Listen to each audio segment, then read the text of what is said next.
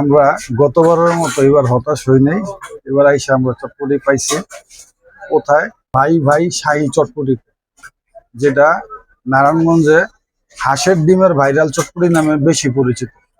তো গতবার আমরা যখন আসছিলাম তখন বিশাল সিরিয়াল ছিল এবং চটপটি শেষ হয়ে গেছিল। আজকে আমরা পাইছি। এটার বিশেষত্ব হচ্ছে এই জায়গায় যে শুধু হাঁসের ডিমটা দেয় এরকম না, তারা 6 থেকে 7 পদের যে ডালটা হয় সেটা দিয়া সিদ্ধ হওয়ার পরে আবার এটা ব্লেন্ড করার পর এই জায়গার আরো বিশেষত্ব যেটা এই জায়গায় বেরেস্তা দিছে সাথে, এবং ফুচকা যেটা এটা তারা নিজেরা বাসায় ভাজে। সেই ফুচকা আমরা অন্যান্য জায়গায় যে ফুচকা খাই, কেনা ফুচকা, ওগুলা স্বাস্থ্য ঝুঁকি অনেক বেশি। এগুলা টেস্টও বেশি এবং স্বাস্থ্য ঝুঁকিও তুলনামূলক কম।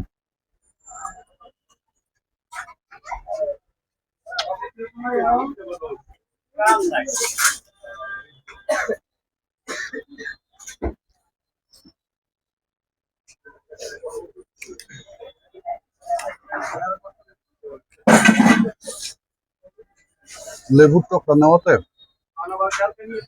অন্যরকম একটা এক্সেপশনাল টেস্ট মনে হইতেছে। তাছাড়া বেরেস্তা যে আছে এটাও একটা মানে ইউনিক একটা, চটপটিতে আমরা এরকম খাই নাই কখনো। এই জায়গায় যদি দেখাই আমরা পরিমাণটা তাদের যদিও কম, কিন্তু খাবারের কোয়ালিটি কিন্তু আসলে খুব ভালো। আমরা যে বিভিন্ন ব্লগ এবং পেজে দেখি যে তাদের খাবার আসলে ভালো, ভাইরাল। আসলে খাবার কোয়ালিটি মেনটেন করতে না পারলে সে ভাইরাল হয় না, হইলেও সেটা টিকে না। ভাই ভাই চটপটি যেটা, এটা নারায়ণগঞ্জে আজকে অনেকদিন যাবত কিন্তু ভাইরাল, প্রচুর লোক হয় এখন, অনেক সিরিয়ালে দাঁড়ায় আছে।